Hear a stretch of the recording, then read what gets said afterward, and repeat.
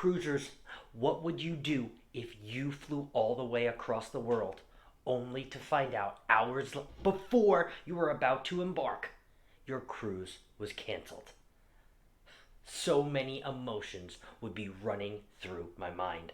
We are going to talk about that on today's show, as well as a cruise passenger, just because he had a little heat stroke, woke up and he was left in port.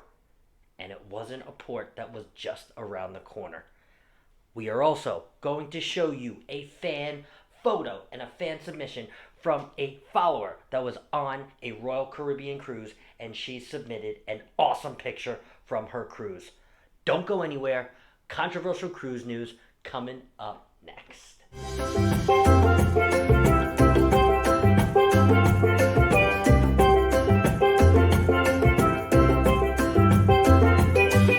Imagine this cruise nightmare. You saved up all this money to go on a transatlantic cruise from Southampton, England, and you got on a plane and flew all the way to Southampton, England, and you are so excited to go on this transatlantic cruise, only to get an email 3, 4 hours before you are about to embark to find out the sailing is canceled. Canceled. No one is getting on that ship because of technical difficulties. Well, that happened. That happened on a P&O cruise. Queen Mary 2 was set to embark on a transatlantic April 23rd. And there were cruisers at the port. There were cruisers in Southampton excited. And they got that email. They got that email that says, I am sorry, we cannot cruise. This is canceled.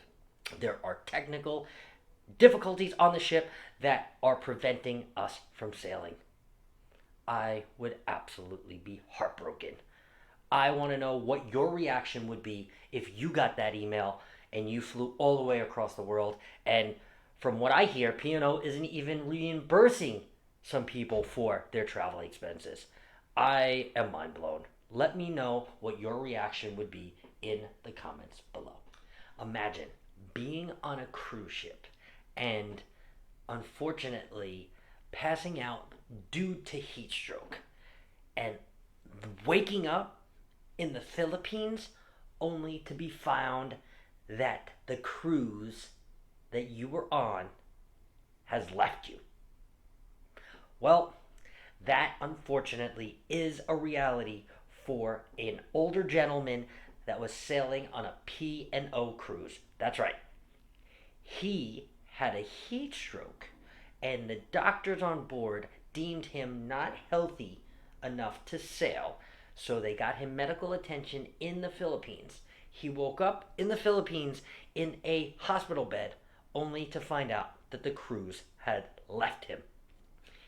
On top of that, he tried to then fly home, and the doctors there deemed him not healthy enough to fly, so he had to take a boat many hours to the mainland, where he was then able to fly home back to the UK, about 7,000 miles away from home. Absolutely crazy and way out of this man's control. I mean, how do you control a heat stroke? I am absolutely confused at P&O. Let me know what you think about this entire crazy story. It almost seems unreal, but it is actually real. It is a real story. This 72-year-old man got left in the Philippines. And this week's fan photo of the week comes to us from Lori Ann. She was on Royal Caribbean's Adventure of the Seas, and boy, oh boy, does it look like you had a lot of fun.